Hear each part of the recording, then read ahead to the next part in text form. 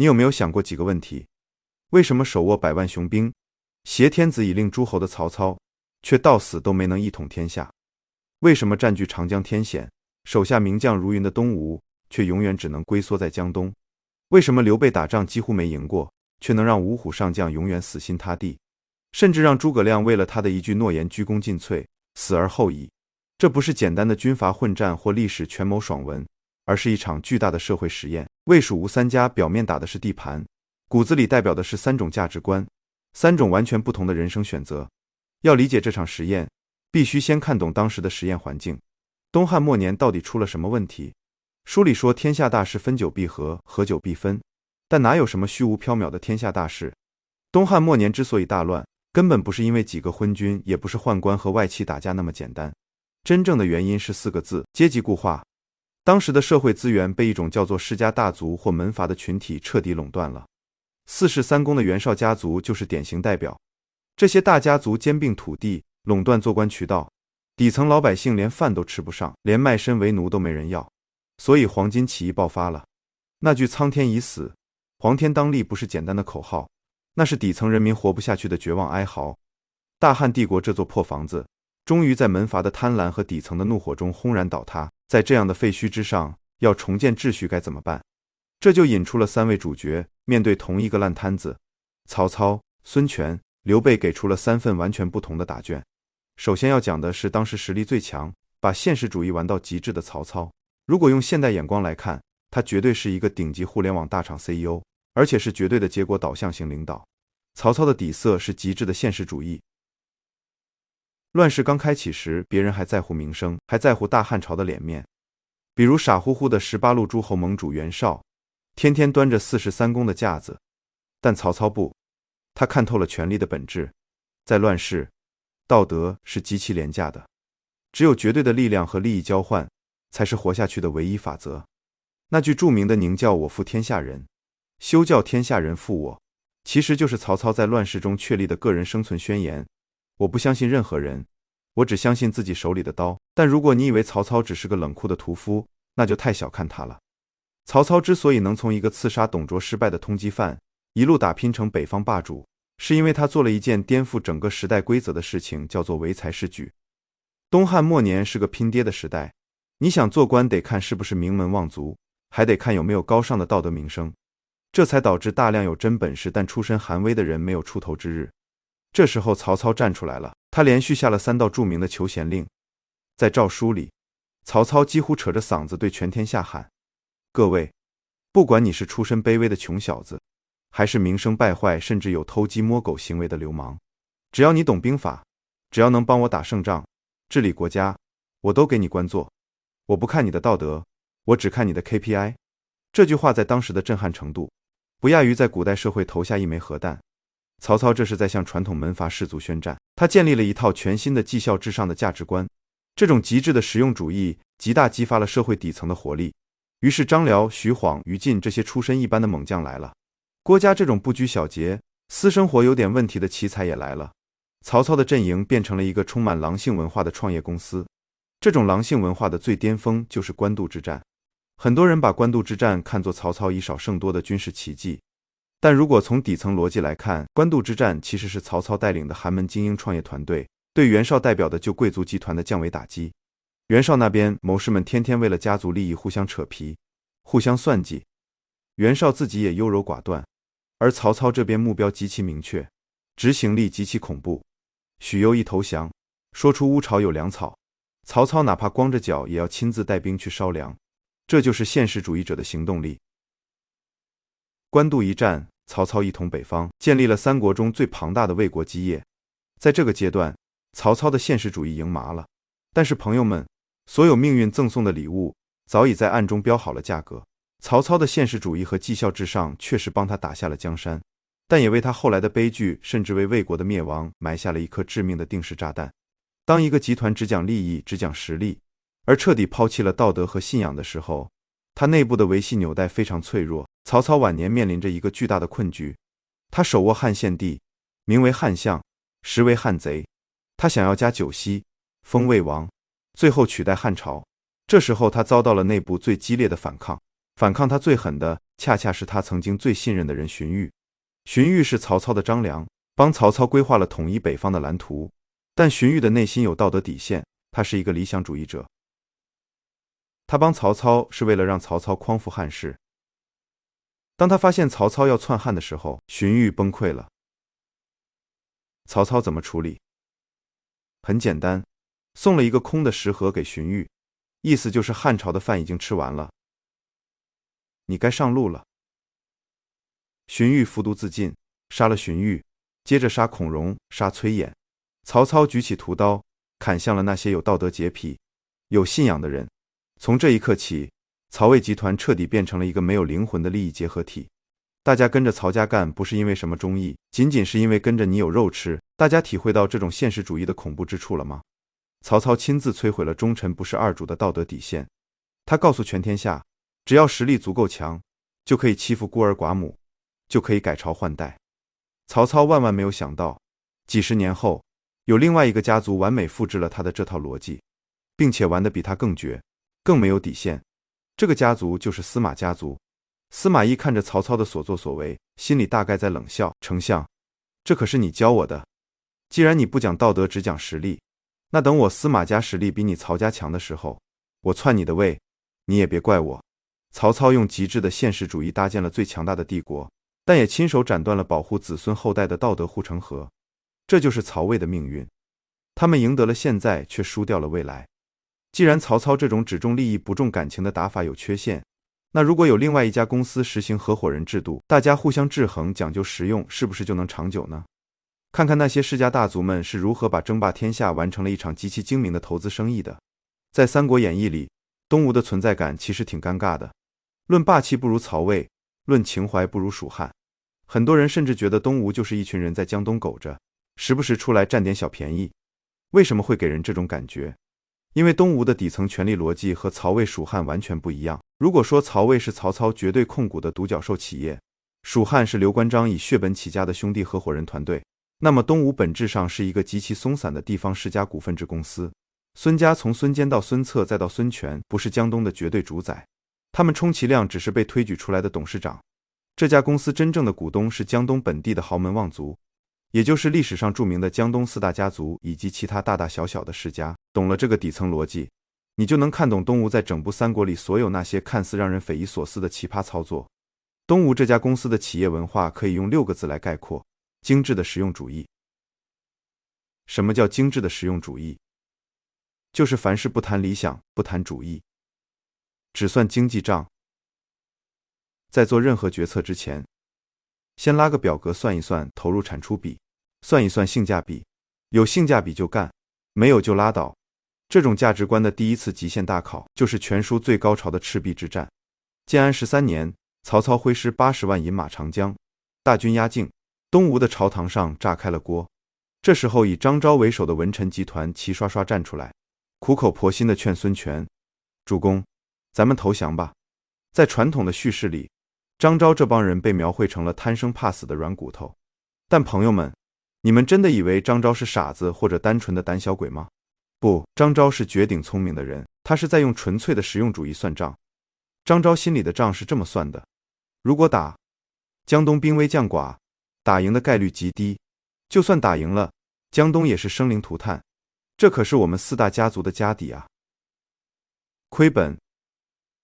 如果投降了，曹操来了，他要治理江东，依然得依靠我们这些熟悉本地的世家大族。也就是说，如果投降，对于孙权来说是失去了江东，但对于张昭这些世家大族来说，只是换了一个 CEO 而已，他们的荣华富贵、土地、佃农一样都不会少。发现了吗？这就是精致利己主义者的底色。在绝对的实力面前，国家利益和个人利益一旦冲突，他们会毫不犹豫地选择保全个人。所以诸葛亮后来舌战群儒，把东吴的文臣骂得狗血淋头。诸葛亮骂的表面上是他们不识时务，骨子里骂的是这些既得利益者没有骨气，没有家国情怀，全是一群只盯着自己1亩3分地的精致算计者。这时候年仅26岁的孙权面临着人生最大的考验。他是董事长，他不能投降，但他手下的大股东们都不想打，怎么办？幸好孙权手里还有一张底牌，那就是少壮派军方代表周瑜。周瑜的加入让孙权有了对抗投降派的资本。孙权拔出宝剑砍掉桌角，大喊：再有言将者，如同此案。大家请注意，孙权这霸气的一剑不仅仅是砍给曹操看的，他更是砍给张昭这些江东世家看的。他在用极其强硬的姿态强行把这帮实用主义者的利益和自己绑定在一起，不想打也得给我打。后来的结果大家都知道，一把大火，赤壁之战东吴赢了，周瑜羽扇纶巾，谈笑间甘露灰飞烟灭。这可以说是东吴整个集团在三国历史上最高光的时刻，也是唯一一次真正意义上的逆风翻盘。但是赤壁之战后，东吴的实用主义不仅没有收敛，反而变本加厉，最终变成了束缚他们一生的守城者的困局。大家想过一个问题没有？赤壁之战把曹操打得那么惨，后来周瑜又拿下了南郡，为什么东吴就是打不过长江，永远无法饮马黄河一统天下？每次孙权带着10万大军去打合肥，都能被张辽几百人打得满地找牙。难道东吴的兵真的那么弱吗？其实不是兵弱，而是心不齐。对于江东的世家大族来说，把曹操赶过长江，保卫家园，这是为了保护自己的利益，所以他们愿意拼命。但是如果你孙权要带兵北伐去打中原，对不起，我们没兴趣。打下中原对江东本地世家有什么好处？去中原做官吗？他们不愿意离开江南水乡，更何况打仗是要消耗钱粮，死伤私家兵丁的。这种赔本赚吆喝，只长名声不长实惠的买卖，精致的实用主义者是绝对不会干的。所以东吴的军队打防御战、水战天下无敌，一到江北打进攻战，立马变成一盘散沙，因为缺乏一个统一天下的宏大理想来凝聚人心。整个东吴的战略视野被死死地锁在了长江以南。这种短视的实用主义发展到极致，就催生了三国历史上最让人诟病也最让人痛心的一次军事行动——白衣渡江背刺关羽。建安24年，关羽水淹七军，威震华夏，把曹操打得都想迁都。这时候曹刘孙三家的力量发生了微妙的倾斜。按理说蜀汉和东吴是盟友，关羽在前面猛锤曹操，你东吴应该趁机从另一边出兵，两面夹击曹魏，这才是真正胸怀天下的战略格局。但东吴是怎么干的？孙权和吕蒙一合计，哎呀，关羽要是把曹操打趴下了，那刘备一家独大，以后我们还能有好日子过吗？再说了，荆州这块肥肉就在我们旁边，现在关羽的主力都在打樊城，后方空虚，此时不抢更待何时？于是吕蒙让士兵脱下铠甲，换上白衣，装作商人，偷偷摸摸地渡过长江，兵不血刃地端了关羽的老巢。关羽腹背受敌，最终败走麦城，身首异处。很多东吴的粉丝会把吕蒙白衣渡江吹成神级战术。是的，从战术层面来讲极其漂亮，从短期利益来看，东吴拿下了整个荆州，彻底巩固了长江防线，性价比极高。但从大历史的宏观战略来看，这不仅是一次无耻的背叛，更是一次极其愚蠢的短视。东吴背刺关羽，直接导致了孙刘联盟的彻底破裂。从这一刻起，南方两股势力开始了漫长的内耗，天下再也没有任何力量能够真正撼动北方的曹魏。东吴为了一个荆州的眼前利益，彻底葬送了3分天下。北伐中原的最后希望，这就是实用主义者的悲哀。他们太聪明了，聪明到每一步都要计算得失；他们太精明了，精明到绝不肯吃一点眼前的亏。但也正是因为这种精算，让他们彻底失去了格局，失去了那种虽千万人吾往矣的英雄气概。孙权到了晚年彻底陷入了疯狂，他引发了残酷的2公之争，逼死了名将陆逊，大肆屠杀当年的功臣。为什么？因为他发现江东的世家大族经过几十年的繁衍，势力已经太大了，太大到完全架空了孙家这个董事长。孙权想用杀戮夺回权力，但这只不过是这个实用主义集团走向腐朽前最后的挣扎。东吴这家公司因为算计而苟活，最终也因为算计而平庸，熬死了曹魏，熬死了蜀汉。最后在西晋大军南下的时候，当年的江东世家再次发挥了传统的实用主义精神，直接开城投降。历史就是这么讽刺。那么在这个曹魏讲究冰冷现实，东吴充满精致算计的黑暗时代，难道就没有人愿意为了一个虚无缥缈的理想去撞个头破血流吗？难道在这个一个人吃人的乱世，就没有人愿意讲一讲仁义，讲一讲忠诚吗？有。这也是《三国演义》之所以能成为中国最伟大史诗的原因。让我们把目光投向西南的崇山峻岭，去看看那个卖草鞋的落魄皇叔，去看看那个死守荆州的红脸汉子，去看看那个明知不可为而为之，最终倒在秋风5丈原的千古名相。让我们走进三国里最催泪也最浪漫的篇章——蜀汉的极致理想主义。朋友们，前面我们聊了曹操的现实主义和孙权的实用主义。说实话，在这两种冷冰冰的生存哲学里，乱世的普通人是极其绝望的。你不是可以被随意牺牲的 KPI， 就是随时可以被交易的筹码。但是只要是中国人写的故事底色里，就永远不会缺乏一种东西，那就是浪漫的理想主义。在三国这个充斥着背叛、屠杀、算计的黑暗森林里，罗贯中硬生生地撕开了一条裂缝，让一道光照了进来。这道光就是蜀汉。蜀汉这家创业公司从诞生那一刻起就跟其他两家完全不一样。曹魏靠的是强权和军功，东吴靠的是利益绑定，而蜀汉靠的是信仰。我们先看蜀汉的创始人刘备。如果把刘备的简历放在今天，那绝对是一个经典的屌丝逆袭剧本。一个卖草鞋的没落宗室，带着一个卖绿豆的和一个杀猪的，3个人在桃花树下磕了个头，就敢说要去拯救天下。刘备前半生的人生轨迹只能用4个字形容：惨绝人寰。他打了大半辈子仗，几乎没赢过。被吕布打，被曹操打，被袁术打，连老婆孩子都弄丢了好几次。他四处流浪，去投靠公孙瓒，投靠陶谦，投靠曹操，投靠袁绍，投靠刘表。别人创业是为了纳斯达克敲钟，刘备创业感觉就是为了不断换地方挨打。这时候如果你是刘备身边的谋士，你肯定会劝他，老板别折腾了，曹操那么强，孙权那么富，你怎么连个立足之地都没有？要不咱们也讲点现实主义，踏踏实实给曹操打工算了吧。但是刘备没有。别人都在抢地盘、抢人口、抢钱粮，刘备在抢什么？他在抢一样当时看来最没用，但实际上最无价的东西——人心，或者叫大义。建安13年，曹操大军南下，刘备面临灭顶之灾，不得不放弃樊城向南撤退。这时候发生了三国历史上最让人震撼，也最违背军事常识的一幕：携民渡江，10几万老百姓扶老携幼，拖家带口，非要跟着刘备一起逃难。10几万人的队伍啊，一天只能走10几里路，而背后是曹操以1天300里速度狂飙突进的最精锐的虎豹骑。手下人都疯了，劝刘备：主公快扔下老百姓自己跑吧，再不跑咱们连命都没了。但是刘备说出了一句震古烁今的话：夫计大事，必以人为本。今人归吴，吾何忍弃去？做大事要以人为本，老百姓这么信任我，我怎么忍心抛弃他们？朋友们，这就是刘备的底色，这就是他哪怕颠沛流离半生，关羽、张飞、赵云依然死心塌地跟着他的原因。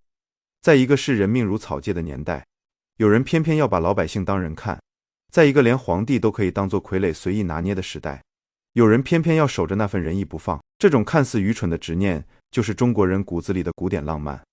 但是理想主义的浪漫，在冰冷的现实面前，往往是要付出惨痛代价的。这种代价在刘备称帝后的第2年，也就是公元221年达到了顶峰。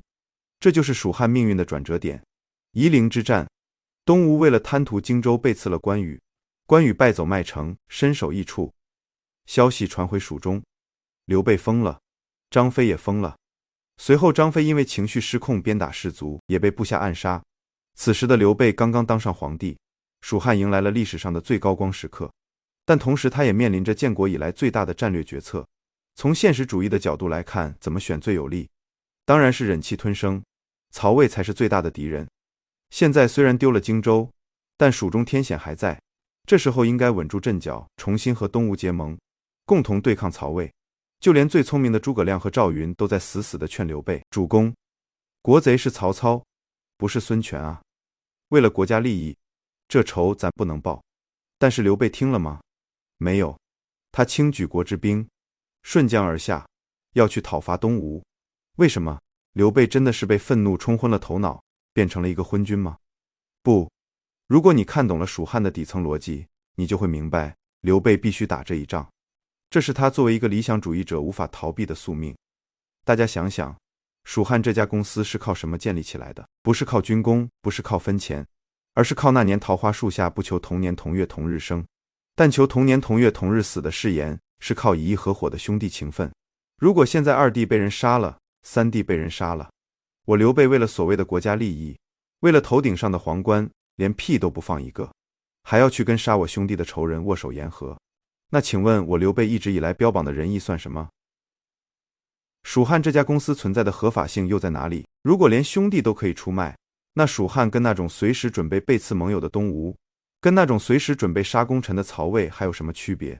所以明知道打东吴在战略上是错的，明知道这可能会断送蜀汉的基业，刘备毅然拔出了剑，朕不为帝报仇，虽有万里江山何足为贵。这是刘备作为一个帝王最不理智的决定，但这也是刘备作为一个大哥最伟大的绝唱。结果大家都知道了，陆逊火烧连营700里，刘备大败退守白帝城。蜀汉的精锐部队、中生代将领在这一仗中几乎损失殆尽。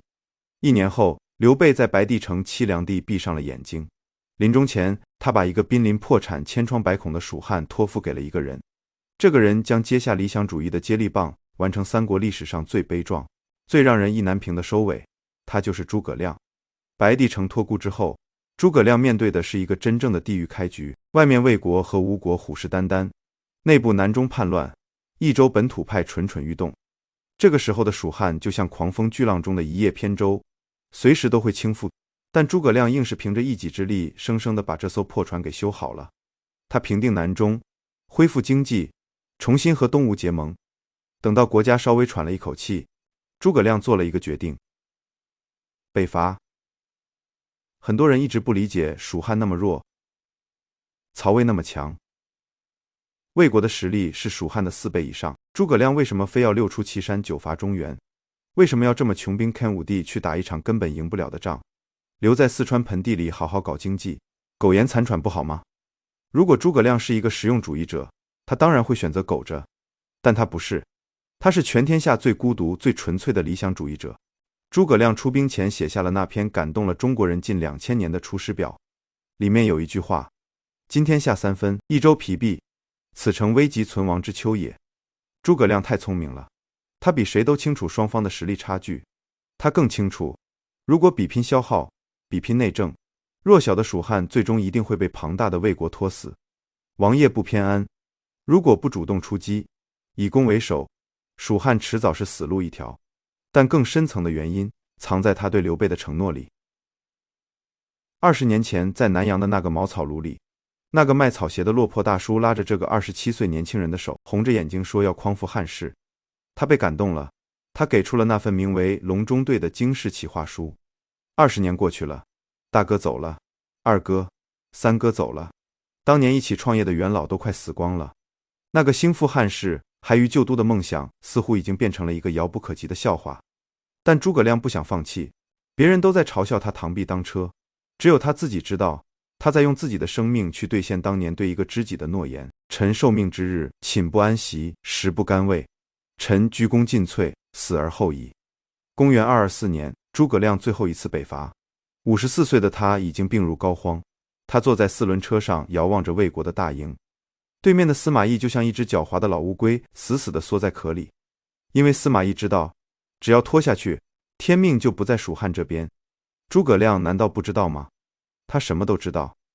他知道魏蜀国力的悬殊，他知道自己寿命将近，他甚至知道自己注定无法改变历史的走向，但他依然选择了抗争。他明知道这终究是一场大梦，但他偏偏要在这必败的结局里燃尽自己的最后一点星火。这就是中国式的古典悲剧，不问成败，只问苍生，只信本心。一阵秋风吹过五丈原，吹灭了那盏代表着大汉最后希望的七星灯。诸葛亮死了，伴随着他的离去，那个充满着极致忠义、极致浪漫、知其不可而为之的理想主义时代也随之宣告落幕。剩下的将是残酷的清算和令人绝望的深渊。看看当理想主义死去之后，没有底线的野心家是如何将这个天下拖入无尽黑暗的。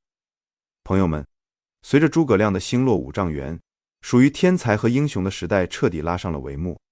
我们回望这几十年的天下大乱，曹操用极致的现实主义和唯才是举打破了阶级固化，建立起最庞大的魏国。东吴世家用精致的实用主义和左右逢源守住了江南的半壁江山。刘备和诸葛亮用浪漫的理想主义和知其不可而为之燃烧生命，留下千古绝唱。这三家无论你喜欢哪一家，无论他们的手段是残忍还是仁义，你都必须承认，他们都是有追求的，他们都是在用自己的方式试图在这片废墟上重建秩序。但是历史跟所有人开了一个巨大的恶毒的玩笑，笑到最后的既不是现实主义，也不是实用主义，更不是理想主义，而是把这三者的底线全部击穿，代表着绝对虚无与精致利己的终极怪物——司马家族。司马懿这个人在三国的前中期可以说是一直在苟着，他活活熬死了雄才大略的曹操，熬死了精明强干的曹丕，熬死了英年早逝的曹睿，甚至把老对手诸葛亮也给活活耗死了。很多人把司马懿的成功归结为隐忍和聪明，但朋友们，如果我们看透了权力的游戏，你就会发现，司马懿真正的必杀技根本不是什么绝顶的智商，而是彻底抛弃了作为人的任何道德底线。曹操当年虽然心狠手辣，杀人不眨眼，但曹操至少还要脸。曹操一辈子都没敢称帝，他还得顾及一点大汉丞相的最后体面。但是司马懿呢？他把曹操当年踩在脚下的道德底线又往下狠挖了10000丈，直接挖穿了地心。这一切的集中爆发就在公元249年，中国历史上极其恐怖也极其恶劣的一个转折点——高平陵之变。那一年，司马懿趁着曹魏的宗室大将军曹爽陪着小皇帝去高平陵扫墓，突然在洛阳城发动政变，控制了京城。当时曹爽虽然是个草包，但他手里有皇帝，有兵权，如果他号召天下兵马勤王，跟司马懿死磕，鹿死谁手还真不一定。这时候司马懿干了一件极其骇人听闻的事，他派出了所有德高望重的老臣去劝降曹爽，并且对着洛水发下毒誓，这叫落水为誓。在古人的世界观里，对着天地山川发誓是极其庄严的。司马懿指着洛水说：“我司马懿对天发誓，只要你曹爽交出兵权，我绝对不伤害你。你还可以回去安安稳稳地做你的富家翁。”曹爽这个天真的草包信了，他觉得大家都是世家大族，你司马懿好歹是4朝元老，对着洛水发了毒誓，总该讲点信誉吧。于是曹爽放下武器投降了。结果呢？曹爽刚一投降，司马懿立刻翻脸不认人，不仅以极其残忍的手段处死了曹爽，而且直接诛灭了曹爽的3族，连他手下的党羽也全部满门抄斩，牵连多达7000余人，整个洛阳城血流成河。朋友们，大家千万不要觉得这只是权力斗争中的一次常规操作。高平陵之变在中国历史上之所以臭名昭著，是因为它彻底摧毁了中国古代社会的契约精神和信任底线。以前的人打仗争权夺利，好歹还有个规矩，还有个底线。杀降不武，祸不及妻儿。但司马懿通过洛水立誓，然后疯狂屠杀，向全天下宣告了一个极其可怕的潜规则：在这个世界上，誓言就是个屁，道德就是用来骗傻子的。只要能赢，你可以背信弃义，你可以不择手段，你可以没有一丝一毫的廉耻心。